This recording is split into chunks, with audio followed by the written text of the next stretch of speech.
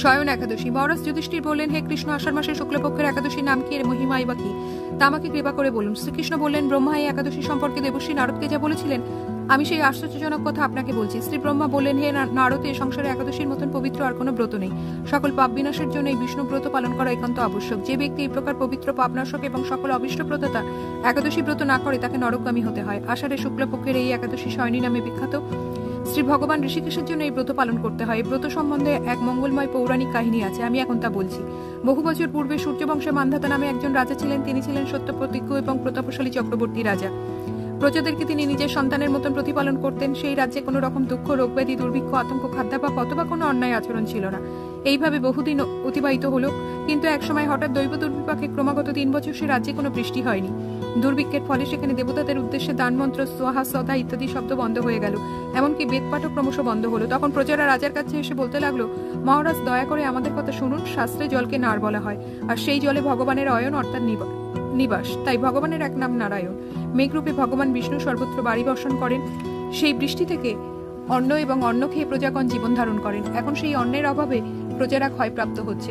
অতএব হে মহারাজ, আপনি এমন কোনো উপায় অবলম্বন করুন যাতে আপনার রাজ্যের শান্তি এবং কল্যাণ সাধন হয়। রাজা মান্ধাতা বললেন, তোমরা ঠিকই বলেছ, অন্ন থেকে প্রজার উদ্ভব, অন্ন থেকেই প্রজার পালন, তাই অন্নের অভাবে প্রজারা বিনষ্ট হয়, আবার রাজার দোষে রাজ্য নষ্ট হয়।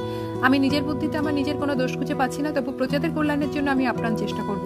তারপর রাজা ব্রহ্মাকে প্রণাম করে সৈন্যসহ বনে গমন করলেন। সেখানে প্রধান প্রধান ঋষিদের আশ্রমের ভ্রমণ করলেন। এভাবে একদিন তিনি ব্রহ্মার পুত্র মহাতেজস্বী অঙ্গিরা ঋষির সাক্ষাৎ লাভ করলেন। তাকে দর্শন মাত্রই রাজা মহানন্দে ঋষির চরণ বন্দনা করলেন। মণিবর তাকে আশীর্বাদ ও কুশল প্রশ্ন জিজ্ঞাসা করলেন। রাজা তখন তার বনে আগমনের কারণ সবিস্তারে ঋষির কাছে জানালেন। ঋষি অঙ্গিরা কিছু সময় ধ্যানস্থ থাকার পর বলতে লাগলেন, হে রাজন, এটি সত্য যুগ। এই যুগে সকল লোক বেদপরায়ণ ও ব্রাহ্মণ ছাড়া অন্য কেউ তপস্যা করে না। এই নিয়ম থাকা সত্ত্বেও এক শূদ্র এই রাজ্যে তপস্যা করছে, তাই তার অকার্যের জন্যই রাজ্যের এই দুর্দশা। তাই তাকে হত্যা করলেই সকল দোষ দূর হবে। রাজা বললেন, হে মুনিবার, তপস্যাকারী নিরপরাধ ব্যক্তিকে আমি কিভাবে বধ করব? আমার পক্ষে সহজসাধ্য অন্য কোনো উপায় থাকলে আপনি তা দয়া করে আমাকে বলুন। তদুত্তরে মহর্ষি অঙ্গিরা বললেন, আপনি আষাঢ় মাসের শুক্লপক্ষের শয়নী নামে প্রসিদ্ধ একাদশী ব্রত পালন করুন। এই ব্রতের প্রভাবে নিশ্চয়ই রাজ্যে বৃষ্টি হবে। এই একাদশী সর্বসিদ্ধিদাত্রী এবং সর্ব উপদ্রব নাশকারী। হে রাজন, প্রজা ও পরিবারবর্গ সহ আপনি এই ব্রত পালন করুন। মুনিবরের কথা শুনে রাজা নিজের প্রাসাদে ফিরে গেলেন। আষাঢ় মাস উপস্থিত হলে রাজ্যের সকল প্রজা রাজার সাথে এই একাদশী ব্রতের অনুষ্ঠান করলেন।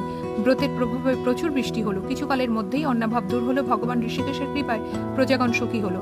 এ কারণে সুখ ও মুক্তি প্রদানকারী এই উত্তম ব্রত পালন করা সকলের অবশ্য কর্তব্য। ভবিষ্যতের পুরাণে যুধিষ্ঠির, শ্রীকৃষ্ণ তথা নারদ, ব্রহ্মা সংবাদ রূপে এই একাদশীর ব্রত মাহাত্ম্য বর্ণিত হয়েছে।